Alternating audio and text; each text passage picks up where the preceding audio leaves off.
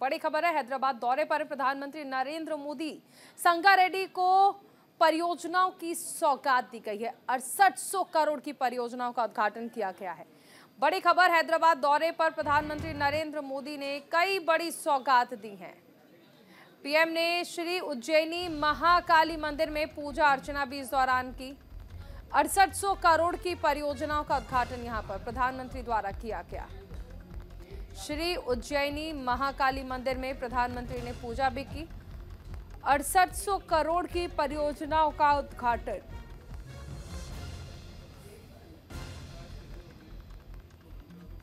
तो हैदराबाद दौरे पर प्रधानमंत्री और कई बड़ी सौगात देते नजर आए।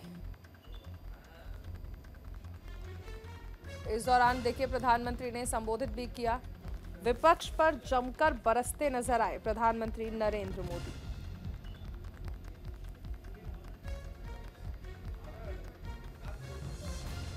प्रधानमंत्री ने देखिए अपने संबोधन के दौरान ये दोहराया कि किस तरह से उन्होंने लक्ष्य रखा है भारत को दुनिया की तीसरी सबसे बड़ी अर्थव्यवस्था बनाने का, और उस पर किस तरह से सरकार काम भी कर रही है। परिवारवाद पर भी निशाना साधते नजर आए। प्रधानमंत्री ने कहा कि परिवारवाद दरअसल लोकतंत्र की हत्या है। संबोधन की खास बातें आपको हम बता रहे हैं। फिलहाल देखिए हैदराबाद के दौरा काफी अहम रहा और प्रधानमंत्री नरेंद्र मोदी ने 6800 करोड़ की परियोजनाओं का उद्घाटन किया।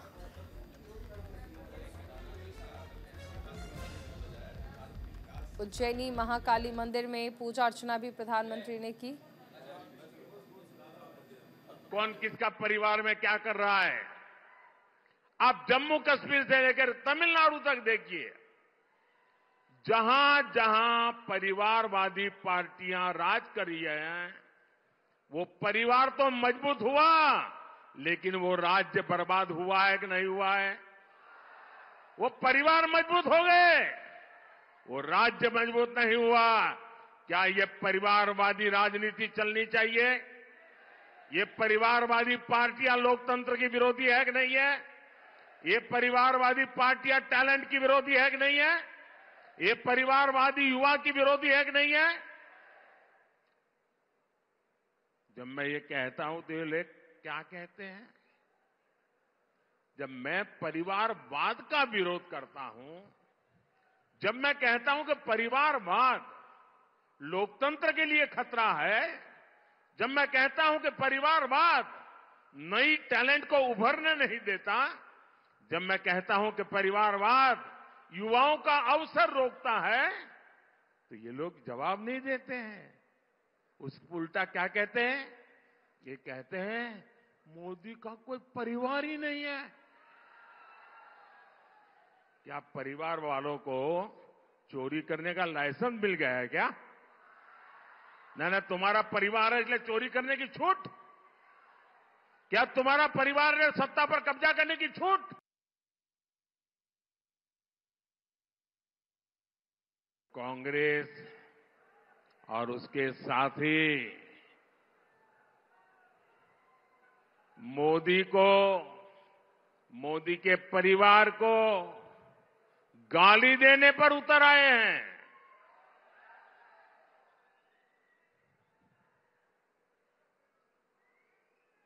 ये गाली क्यों दे रहे हैं पता है? ये मोदी उनको आंखों में चुभता क्यों है? इसका कारण है मैं इनके सैकड़ों हजारों करोड़ रुपयों के घोटालों की पोल खोल रहा हूं। मैं इन लोगों के परिवार के खिलाफ, परिवारवाद के खिलाफ मैं व्यक्तिगत आरोप किसी पे नहीं लगाया है। परिवारवाद के खिलाफ आवाज उठाता हूं। और अभी रुकेंगे एक छोटे से ब्रेक के लिए। आप बने रहिए न्यूज़ इंडिया के साथ।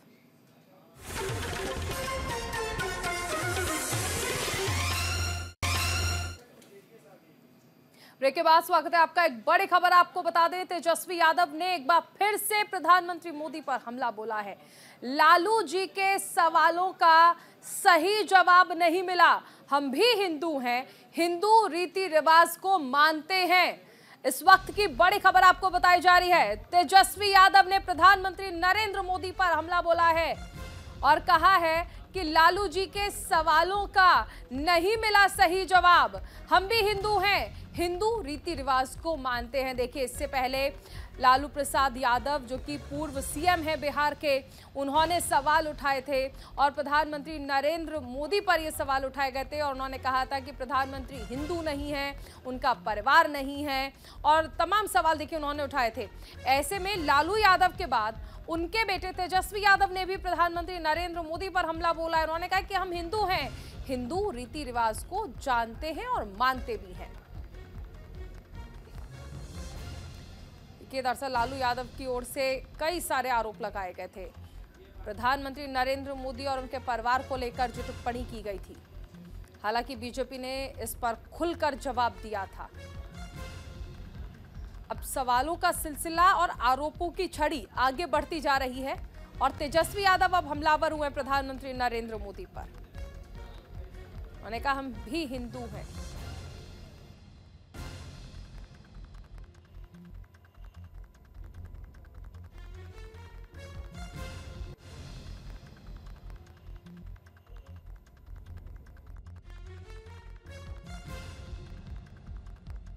एक बात नहीं कि बहुत बातें की, लेकिन एक बात तो सही है कि अभी तक सही से जवाब कहाँ कोई दे पा रहा।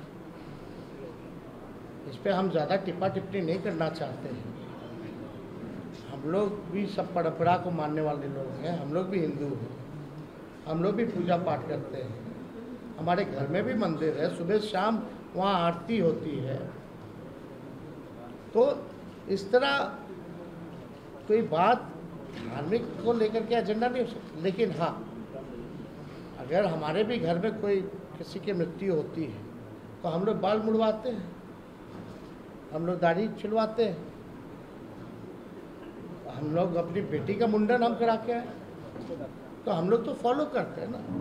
लालू जी ने तो बस यही पूछा, तुम इतना प्रचार करता है, नफरत फैलाते हैं, उकसाते हैं लोगों को, धार्मिक भेदभाव आप कराते हैं, आपस में राम और रहीम के बंदों को लड़ाते हो, तो आप क्यों नहीं मुड़वाएं? इतना बड़ा आप अगर बात करते हैं तो आप क्यों नहीं मुड़वाएं?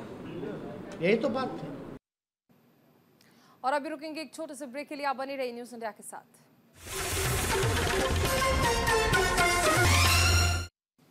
ब्रेक के बाद स्वागत है आपका। लोकसभा चुनाव पर सूत्रों के हवाले से एक बड़ी खबर आ रही है। मार्च के दूसरे हफ्ते में तारीखों का ऐलान हो सकता है। दूसरे हफ्ते में आदर्श आचार संहिता लागू हो सकती है और 2019 की तरह ही 7 चरणों में चुनाव कराने की तैयारियां की जा रही हैं। तो बड़ी खबर, लोकसभा चुनाव का ऐलान मार्च के दूसरे हफ्ते में संभव माना जा रहा है और ऐलान होने के साथ ही आदर्श आचार संहिता लागू हो जाएगी। 2019 की तर्ज पर 7 चरणों में चुनाव संभव माने जा रहे हैं। बड़ी खबर देखिए, हाल ही में जो चुनाव आयोग की टीम है, उन्होंने अलग अलग राज्यों का दौरा किया था और जानकारी जुटाई थी कि आखिर कितने तैयार हैं ये राज्य चुनाव को लेकर। अब ये कहा जा रहा है कि स्थिति अमूमन स्पष्ट होती नजर आ रही है। मार्च के दूसरे हफ्ते में लोकसभा चुनाव की तारीखों का ऐलान संभव माना जा रहा है। चुनाव का ऐलान होते ही आदर्श आचार संहिता लागू हो जाएगी। चलिए आगे बढ़ते, एक और बड़ी खबर आ रही है। आज कैबिनेट का विस्तार हो रहा है। सहयोगी दलों के विधायक इसमें शामिल होंगे। आरएलडी और सुभसपा के विधायकों को भी इसमें जगह मिलेगी।